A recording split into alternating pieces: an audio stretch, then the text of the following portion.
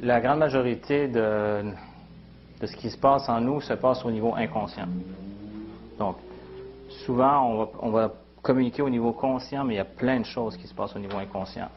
Et par exemple, juste par notre état, quelqu'un qui est stressé, qui a peur, ou quelqu'un qui a confiance, va se mettre à parler différemment. Est-ce que c'est correct? Ou est-ce que c'est correct? Puis même dans les mouvements, on n'est pas en train de penser à ça, c'est notre inconscient qui nous le fait faire. Puis même si on a une personne en face de nous, puis la personne, selon la manière qu'elle va s'exprimer, on va réagir d'une drôle de manière. Mais on n'a pas eu le temps de traiter toute cette information-là consciemment. C'est notre inconscient qui va tout de suite, comme, je sais pas, cette personne-là, elle ne me revient pas. Puis quelqu'un, ah, tu juges, voyons, puis je sais pas, elle ne me revient pas. Mais si on commence à décoder étape par étape, comme avec toutes les techniques du langage non verbal, parce qu'en PNL, même, il y a des gens qui sont formés dans le domaine policier, par la GRC, tout ça. Donc, c'est toutes des choses qu'on peut décoder. Au moment où elle dit, la personne dit telle chose, elle a regardé en bas, à droite, elle a fait telle chose, tel mouvement, puis là, on peut tout décoder ça. Ça se décode. Pas la majorité, mais des gens qui sont spécialisés pour faire des interrogatoires. Moi, j'ai une de mes profs qui a formé des gens à la GRC, la Gendarmerie royale du Canada, pour les interrogatoires. Donc, le langage non verbal est utilisé. Mais là où je veux en venir, c'est que tous les êtres humains, avec notre expérience, quand on a une impression, c'est notre inconscient, avec tous les patterns, tous les schémas qu'on a vus, il voit une personne qui agit d'une manière, c'est comme avec les associations, là, ça fait... Puis là, il reconnaît un pattern, puis ça donne une impression.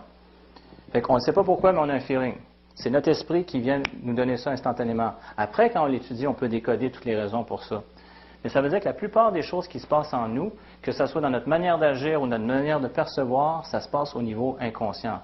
Ça ne veut pas dire que c'est tout vrai, parce que des fois, justement, on sélectionne trop peu ou pas assez, ou trop large, on distorsionne ou on fait des généralisations. Mais la majorité des facultés qu'on a se font de manière inconsciente. Je veux dire, comme en ce moment, vous êtes tout en train de respirer, mais vous n'êtes pas en train de vous concentrer pour respirer. Vous respirez quand même, votre inconscient le fait pour vous. Puis la plupart des processus qu'on fait se font au niveau inconscient. Donc, c'est à partir du moment où on va justement faire un changement. Par exemple, des gens ils vont dire « Ah, je veux changer ça. C'est important que je change ça. Il faut que je change ça. » Puis des fois, il s'agit de changer une petite affaire. Puis là, on fait « Tink! » Clon. C'est changé. Parce qu'on a touché au bon endroit au niveau inconscient. Donc, on peut le faire avec la précision du métamodèle ou simplement avec le modèle de Milton où on envoie un message et là, ça a cette répercussion-là. Donc, après ça, on a vu les piliers de la PNL. Qu'est-ce que vous vous rappelez de ça? Rapport, acuité sensorielle, objectif et flexibilité. Qu'est-ce que vous avez retenu de ça? Si, mettons, dans la vie de tous les jours, là, vous faites quoi avec ça? Donc on ouvre tous nos canaux sensoriels, nos sens, là, donc la vue, l'ouïe, même la manière de la poignée de main, tout ça, pour voir comment la personne réagit par rapport à ce qu'on lui dit ou à ce qu'on fait. OK?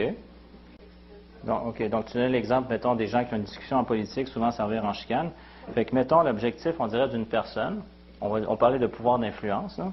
L'objectif, la personne, elle établit un bon rapport avec l'autre personne, elle est vraiment consciente de ce qui se passe.